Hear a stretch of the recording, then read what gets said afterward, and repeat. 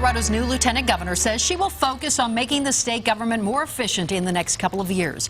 Democrat Donna Lynn took her oath of office today, and you may remember Lynn. She joined us here on Politics Unplugged a few weeks ago after she was nominated to the post. She replaces former Lieutenant Governor Joe Garcia, who left office to run a higher education group. The new lieutenant governor was sworn in a day after the lawmakers wrapped up their 2016 legislative session. Colorado law calls for lawmakers to meet no more than 120 days a year.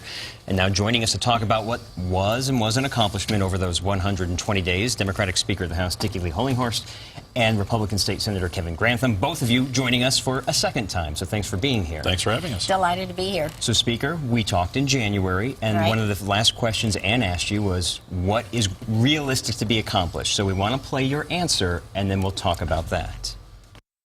We will see the bill I just talked about, equal pay for equal work. I'm hoping we will see a bill that includes the change in the hospital provider fee. We will see some really good workforce development bills that continue the good work we've done on that. So equal pay for equal work and the hospital provider fee, those were the first two of the three. Those did not happen, really. The last one deals with workforce development, but let's focus on the first two. What happened? Well, the hospital provider fee was a very important effort that unfortunately was stopped in the Senate. I believe that there was a strong coalition and so many people in the state of Colorado who wanted us to invest our new revenues from this economic upturn in education and transportation. We just weren't able to get agreement with the Senate that was important moving forward. I feel that it was. We could have improved our budget situation by $50 million for transportation. We could have done a lot for education and restored severance tax to local governments and to the tune of about $16 million, as well as not having rural hospitals face cuts actually in the hospital provider fee because we had to take that out of the budget to balance the budget. So although I think it was a reasonably good budget, and I compliment the Joint Budget Committee members, including Senator Grantham, who's standing next to me, we could have done better had we passed it, but we weren't able to get there. Senator, the way she describes it, it sounds great. Why did the Senate kill it? Well, you know, every individual senator and every individual representative has a different take on this. Our constituents speak to us as well. On the Republican side and in our districts, they think the government has enough money to spend already, and we don't need to be giving them more to spend. We need to prioritize our current revenues better. It's not a revenue issue; it's an expenditure issue. And so, if we can better prioritize what we currently get, then maybe we can take care of some of those things. And so that's one of the battles that we face, and a little bit of the contention I think that we see between the two sides, but regardless of that, we had a good session, and we came out with a good budget and with some wins on both sides of the aisle. Well, Senate President Cadman also joined us in January, so let's hear what he had to say about the session. Last session, we worked cooperatively on workforce development issues, which was trying to find a place to fill that gap for high school graduates going into the marketplace in a global economy that didn't necessarily want to or desire to go to college. Again, workforce development. And you referenced that in January, Speaker. So I know there was bipartisan support between the business community and the education community. Tell me about how that came to be, and was that one of the bigger things that you guys did? Yes, I think it was one of the better things that we did.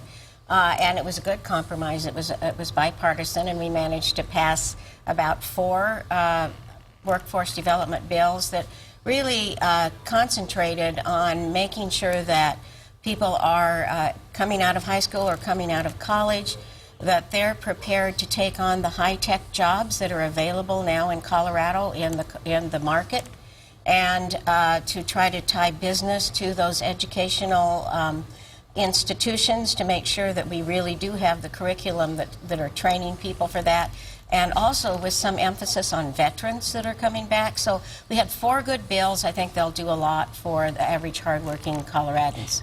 But some of the critics say this was really a do-nothing legislature this year. So how do you respond to that, and what would you do over? Well, I'd take a stab at that one. With over 600 bills being introduced between the House and the Senate, and probably, I think, over 400 of them actually reaching the governor's desk, I would hardly call that do nothing. We did accomplish several good things, and I think the Speaker mentioned some of those with the workforce development. And outside of the workforce development bills, we saw several good bills that covered veterans issues that we're able to accomplish. So I think overall, with the job that we were tasked with to pass a balanced budget, to do it within 120 days, and also get some of these good things done in workforce development and for veterans, I think we actually accomplished quite a bit without quite as much venom and vitriol that we have seen in past sessions. And I would agree with that. I'd also mention that we passed two very important low-income affordable housing bills, the low-income income tax credit for builders building affordable housing units, which is very important. We extended that program. We also established a tax-free savings account for new home buyers so that they can save money for down payment and closing costs and other things. Those were two very important bills that were a priority for us at the beginning of the session. When you have a split chamber, it's always harder, but I think what happens in that case is you develop good compromises, and the legislation that you pass is really very good legislation. I think those 400 bills that have gone to the governor are designed to represent constituent interests and to do some good things for people. But you left a lot out there. Yes. Not dealt with. What would you, again, back to the do-over question, what would you do? What would you redo? Well, for me, and I would give it to my colleague who's my neighbor here, I really believe that we should have and could have passed a hospital provider fee. That will make the budget in the next few years very, very much better. The fact of the matter is that we are facing some really serious cuts in education and so forth going forward, and no money for transportation if we don't do something about the arbitrary Tabor cap. And we can do that without raising taxes.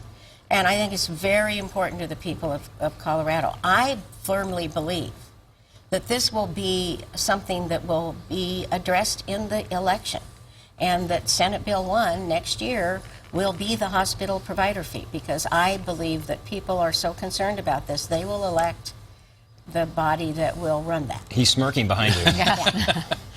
Will that be Senate Bill 1? I'm sure House Bill 1001 can certainly take that upon, the new speaker can take that upon themselves when they are sworn in, and they can introduce House Bill 1001 to do that. We will have a lot of things on our table that we need to accomplish in this next session. And if we look back on this last session and think that we didn't accomplish anything, I think that's not a fair assessment of what happened in this last session. We accomplished a lot of good things. And the hospital provider fee is one of those bones of contention that we may never come to agreement on. And that's fine. We were given the so-called crisis situation at the beginning of this session, and we were able to balance the budget without passing this hospital provider fee.